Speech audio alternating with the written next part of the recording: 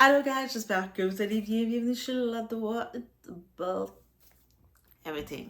On va parler de relationnel et de familial, des fois des familles dysfonctionnelles.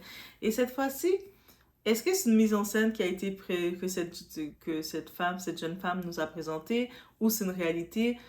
Mais ça revient souvent. On le voit souvent et puis on sait dans la communauté, beaucoup de mères, beaucoup de femmes, elles décident de, quand ils ont une fille, elles traitent leur fille pour apprendre à être des bonnes épouses et leurs fils, elles les apprennent à être leur époux, leur époux de remplacement ou l'époux qu'elles n'ont pas. Et c'est de ça qu'on va parler. Donc on s'installe, on regarde le tout ensemble. Et on met un like de support pendant qu'on est là.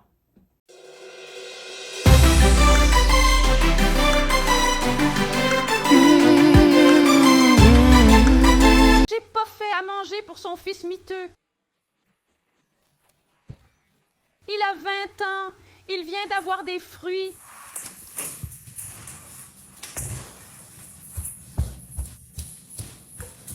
Je sais qu'elle va encore essayer de me blesser. Elle va encore essayer de me blesser. Oh, Foxy est là. Oh mon Dieu. Prends tes affaires et dégage tout de suite.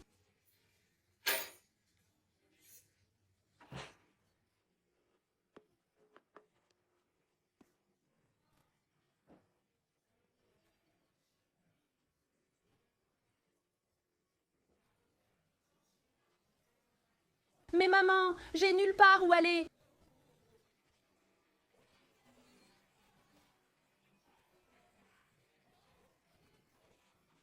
Je faisais mes devoirs.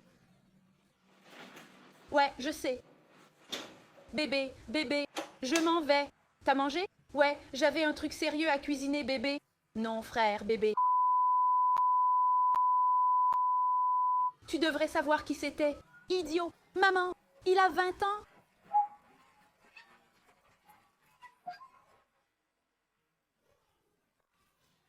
Prends tes affaires et dégage d'ici. Vous voyez comme ma mère est folle.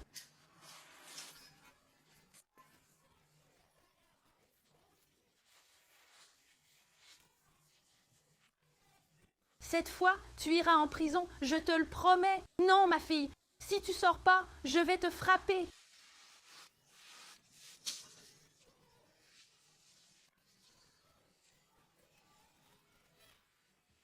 Je nettoyais et faisais mes devoirs, c'est pour ça. Ta maison et ton travail. Prends tes affaires et... Je veux pas partir. Je vais te conduire chez ton fils. Attends une minute. Je ne suis pas ta mère. Je vais te tirer dans le dos. Maman. Maman, je veux pas entendre ça. C'est à moi. T'as de la chance d'avoir encore ce téléphone. Prends tes affaires et sors avant que je te vire. Donc, comme vous le voyez, qu'est-ce qui se passe? C'est cette jeune femme, on a pu voir, qui est en larmes, qui pleure. Et c'est une scène que j'avais déjà vu cette scène-là se faire. On parlait, on ne sait pas est-ce que c'est la même fille qui expose la situation ou c'est une autre fille qui répète cette situation-là. Mais elle est comme en tant que telle. Je sais, j'avais déjà vu ce genre d'histoire arriver où ce qu'une fille qui avait à peine 18 ans, qui s'était faite chasser de sa maison par sa mère parce que elle n'avait pas cuisiné pour son frère adulte. Donc son frère qui avait dans la vingtaine adulte, bien constitué, qui a ses bras, ses jambes, qui est capable de se, de se conditionner même à se faire cuire un œuf s'il il a faim. Et elle s'était faite chasser parce que la mère a dit: comment oses-tu, tu n'as pas cuisiné pour ton frère, quel genre de femme que tu es, quel genre de fille que tu es, je te chasse de ma maison. Et ici, on voit cette fille qui prend son téléphone, elle est en larmes, elle est bouleversée. On voit beaucoup d'émotions concernant que elle en a marre, elle est à bout de devoir servir.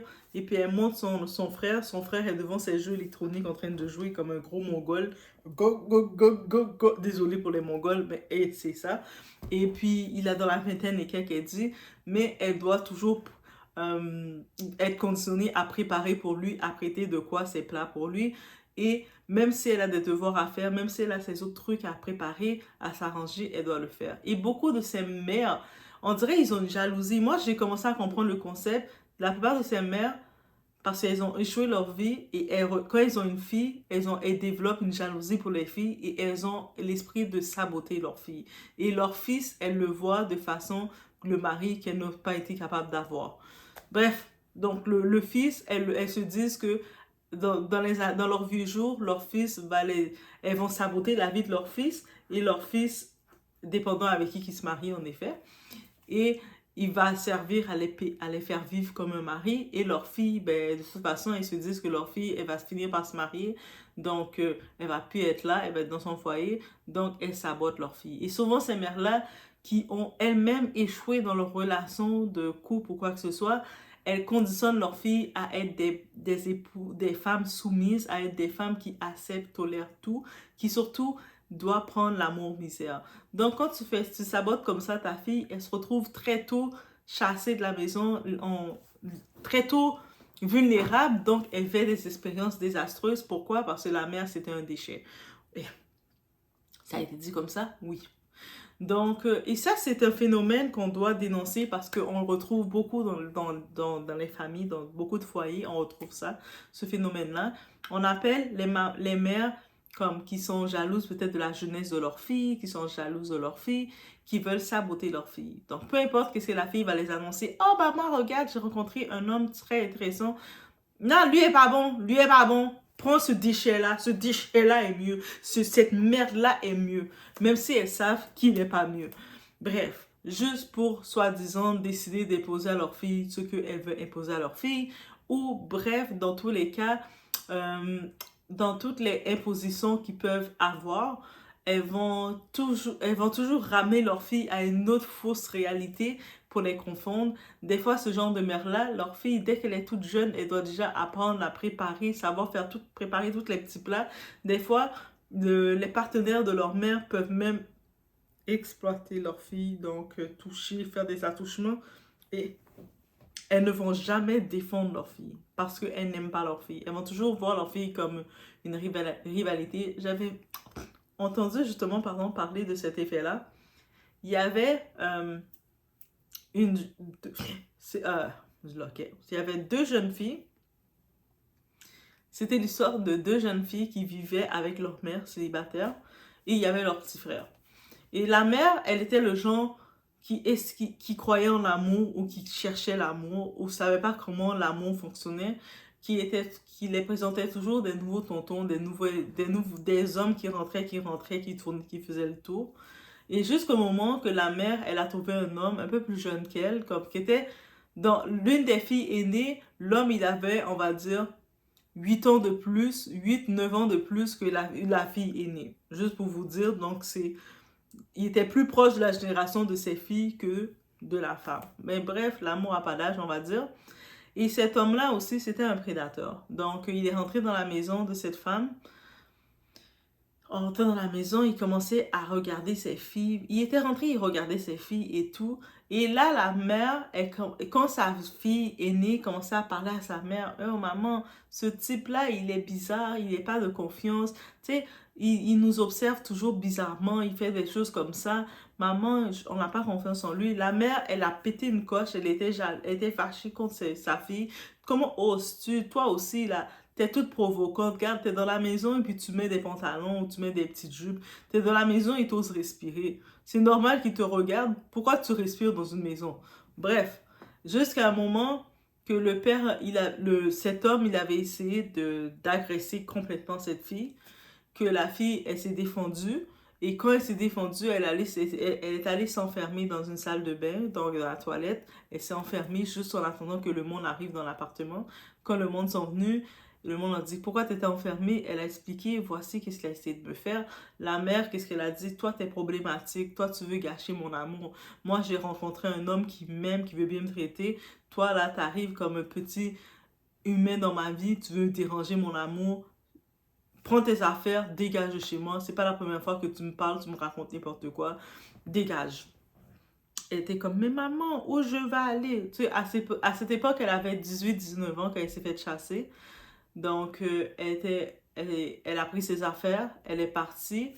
Elle est partie et puis elle a trouvé, c'était une voisine ou dans quelques blocs plus loin, c'était une genre de voisine, cousine, mais dans la famille. Bref, j'ai pas trop compris, mais elle était chez quelqu'un qu'elle connaissait, qu'elle connaissait, elle est allée et la personne l'a accueillie parce que la mère avait eu le temps de raconter des fausses histoires sur sa fille en disant que sa fille c'était une scie, elle rentrait tard le soir, elle était une mauvaise fille, de pas la faire confiance, c'était une menteuse, c'était une manipulatrice. Et puis beaucoup de personnes de la famille proche ne faisaient pas confiance à la fille à cause de la mère parce qu'ils pensaient que la fille c'était elle le problème. C'est-à-dire, la fille est comme ça, elle fait des choses bizarres, elle invite des hommes, elle est mauvaise fille. Bref, là c'était une personne inconnue de la famille qui l'a accueillie, qui ne pouvait pas la laisser dehors.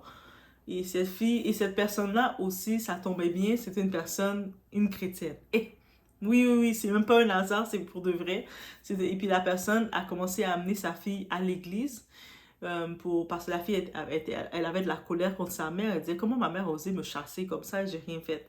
Donc la personne chez qui l'hébergeait, comme elle avait des enfants déjà, donc tous les jours, elle allait à l'église, elle était active et la fille commençait aussi à être active dans le foyer. Et elle, la fille, quand on dit toujours une personne est sauvée, elle va sauver les autres personnes de son foyer. Elle invitait toujours, elle donnait rendez-vous à sa petite sœur qui était quand même encore dans la maison. Et sa petite sœur venait la rejoindre. Et sa petite sœur parlait toujours de qu'est-ce qui se passe dans la maison, justement. Et le fameux boyfriend, le copain de sa mère, était très prédateur. Et comme vous savez, quand il a vu que la plus grande n'était plus là, il s'est lancé sur la petite sœur. La petite sœur avait 16 ans à peine, 16, 15 ans. Donc, elle a commencé à avoir peur. Elle répétait tout à sa sœur.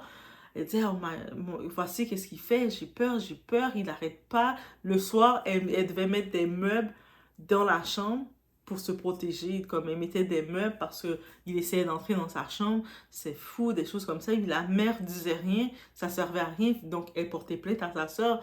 Et puis, en portant plainte à sa sœur parlait à la dame qui l'hébergeait, chez qui elle était, que voici que c'est sa sœur vit. La dame, à un moment, elle a décidé étant adulte, responsable, elle a décidé d'aller voir la mère personnellement comme adulte. Elle s'est dit, mais si les filles vont voir, ils contactent leur mère réagit pas, mais peut-être elle, comme une adulte, elle va plus comprendre qu'est-ce qui se passe dans sa maison. Elle est donc venue avec bonne intention de dire, regarde, ta petite fille qui est dans la maison, le type que tu as, comme je veux pas juger ton couple, mais il est, c'est comme tu devrais faire attention parce que tes filles ne mentent pas, elles sont des bonnes filles. La mère était tellement fâchée, donc elle s'est dit, ah, mais tu racontes, toi, t'es dans la maison, je t'ai laissé, malgré ce que ta soeur a fait, je t'ai laissé dans la maison. Prends tes affaires, dégage, sors de chez moi. Pardon, maman, pourquoi? Maman, non, mais j'ai rien fait, c'est pas moi, c'est lui. La mère a mis sa deuxième fille dehors de la maison. Elle a chassé. Elle a chassé sa deuxième fille. Et la fille, bien sûr, elle est partie rejoindre sa soeur chez cette dame qui les a accueillis quand même. Et juste pour vous dire que elle recevait, la mère, encore l'allocation de sa fille qui était encore mineure. Jusqu'à un moment, quand dans les papiers d'administration, je ne sais pas si c'était un cours qu'elle venait s'inscrire, elle essayait d'avoir les documents de sa mère s'en fichait d'elle. Et puis là, le côté des administrations, ils ont compris que sa fille ne vivait plus chez sa mère. Donc, ils ont arrêté d'envoyer l'allocation à sa mère. Ils l'ont redirigé vers cette dame qui signait comme tuteur. Bref, ils ont fait plein de démarches comme ça. La mère se sentait trahie. Elle commençait à parler à la famille, essayer de faire la soi-disant magie. Essayer de faire... La magie, je veux dire, ça peut fonctionner, ça peut être déstabilisé dépendant de tes protections derrière. Oui, ça peut être un autre sujet. Mais bref, dans tous les cas, cette mère, notre très chère mère, elle restait avec son boyfriend et il lui restait juste un enfant, c'était son fils qui était plus jeune. Son fils, il était traumatisé de voir qu'est-ce qu'on avait fait à ses soeurs parce que quand ses soeurs vivaient ça, il était témoin. Donc, il était complètement traumatisé, il était énervé contre sa mère, il était énervé contre tout le monde. Et lui, il commençait à passer du temps Et puis, il savait que le copain de sa mère était un homme très mauvais, donc il trompait sa mère, il voyait d'autres femmes. dans le quartier même. Des fois, quand la mère allait travailler, parce qu'elle travaillait dans le domaine de la santé, donc elle allait travailler des longs chiffres, ben, il amenait d'autres personnes dans la maison. Il faisait tout ce qu'il faisait. Le fils était témoin de tout ça, donc le fils, en grandissant, il commençait à se révolter, il restait plus dans la maison, il était plus là, il calculait plus. Le temps passe, le temps passe. Et puis après un moment, la mère, cette fameuse mère, elle commence à tomber malade. Elle commence à avoir... C'est comme si une grippe ou je sais pas trop quoi. Comme un domaine de la santé, je pense... Moi, je suis pas dans le domaine de la santé. Je sais pas si c'est comment ça fonctionne. Mais ils ont dit, quand ils la voyaient comme qui était vraiment... sa santé était vraiment... Elle toussait, des choses comme ça. Ils ont dit, mais tu sais, prends un repos et puis va faire un bilan médical et puis pour nous amener dans des bureaux. Je sais pas à quel niveau qu'ils ont demandé ça, si c'était vraiment grave son état de santé, si elle toussait dans la face des patients comme... Je sais pas. Mais ils ont demandé d'aller faire un check-up et de remettre à l'administration du travail un bilan de santé. Guys, je sais pas, je travaille pas dans la santé, mais bref. Et cette femme, elle est allée le faire son bilan avec tous les tests, elle a fait faire tous les check-up de tests, elle est là. Les résultats arrivent, le laboratoire l'appelle, elle a laissé un message pour lui dire de venir sur place pour recevoir les résultats. Elle est comme, ok. Tu sais, habituellement, ils donnent les résultats, mais au téléphone, ils peuvent te donner, mais si c'est grave, c'est une situation intense, tu dois venir sur place pour qu'ils te donnent ton résultat s'ils ont découvert quelque chose habituellement. Là, elle était comme, Elle vient pour voir. Là, quand elle arrive dans sa clinique, ils la font aller dans le bureau. Il dit avec qui était venu, il s'insistait. Mais quand elle était venue avec son boyfriend parce qu'elle avait demandé, elle avait son auto. Cette femme-là, cette mère-là, elle avait son auto, mais c'est toujours son chéri qui utilisait son auto. Et là, même quand elle voulait faire des courses de quoi, elle devait demander à son chéri, tu peux me rendre service avec mon auto? Les femmes désespérées de l'amour, on dit quoi? L'amour misère, là. Et bref, et il a fini par, quand il disait qu'elle doit aller chercher ses résultats, blablabla, le type, il devait la déposer à la clinique, après, ensuite, là, pour pouvoir garder l'auto, donc il avait accepté de l'accompagner. Pendant qu'on l'appelait pour rentrer dans le bureau, lui restait assis comme dans la salle d'attente parce que, vas-y, c'est ton résultat, vas-y. Elle y va.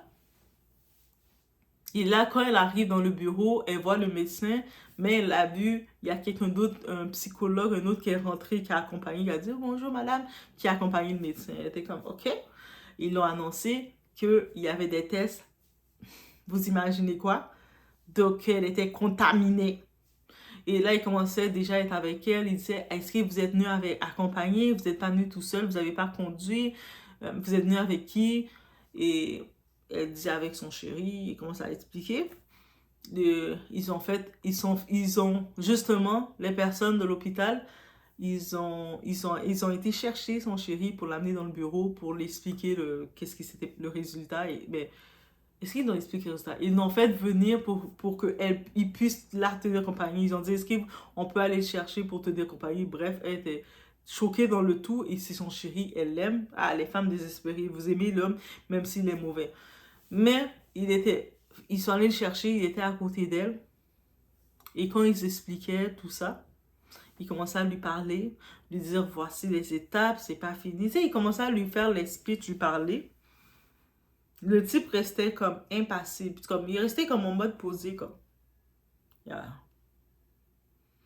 Il n'avait pas de réaction en sachant cette nouvelle-là.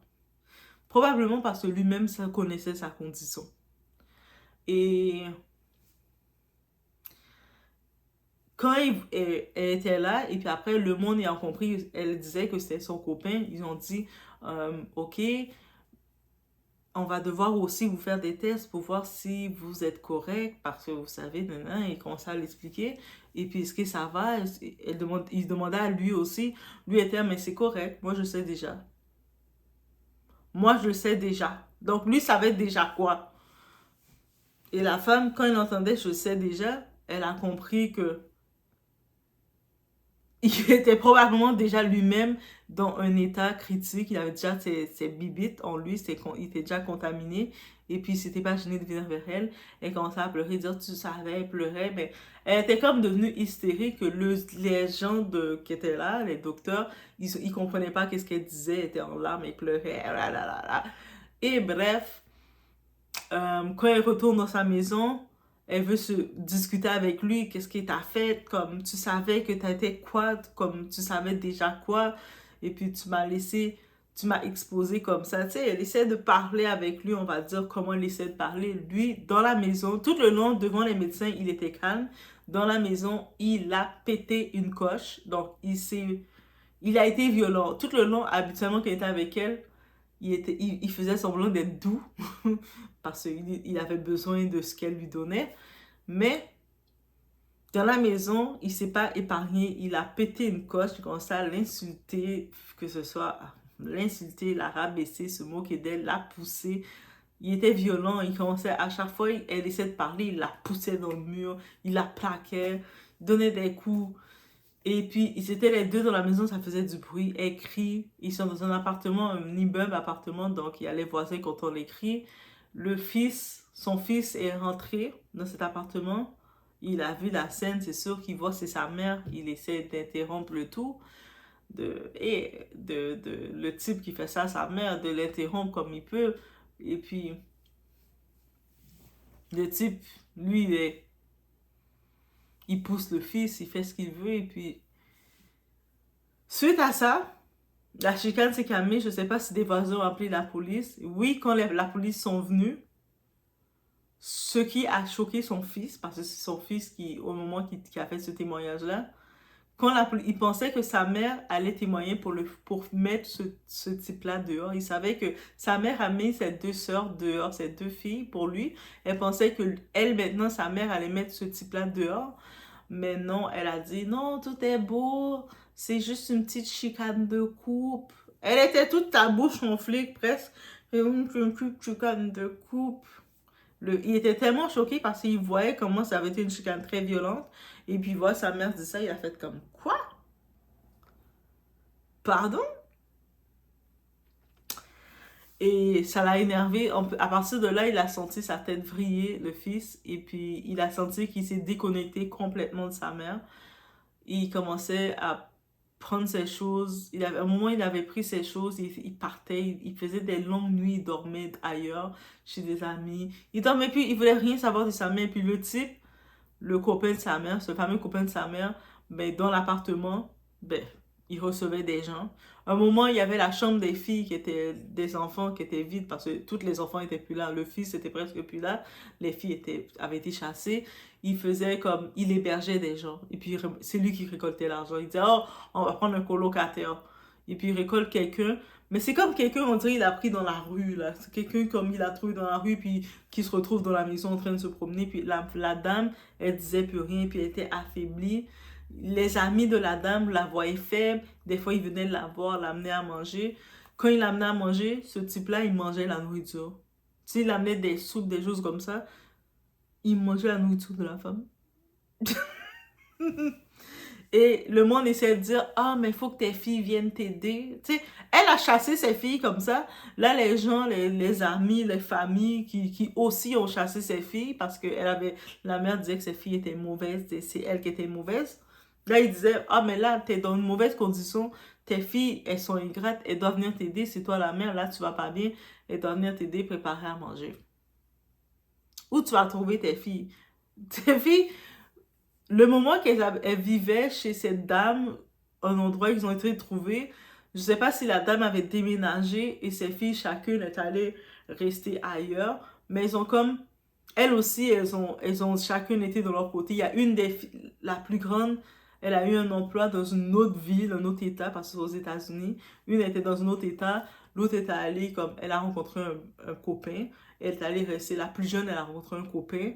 Elle est allée cohabiter avec ce copain-là un peu plus loin, dans un autre quartier. Puis, qu'est-ce qu'elle va faire pour venir chez sa mère? Ah, sachant que le type est encore là. Oublie ça. Et puis le monde essaie de contacter. Je pense qu'à un moment, ils ont contacté la plus jeune. Parce que la plus jeune, je pense qu'elle était enceinte en plus. Ils ont vu avec un gros ventre.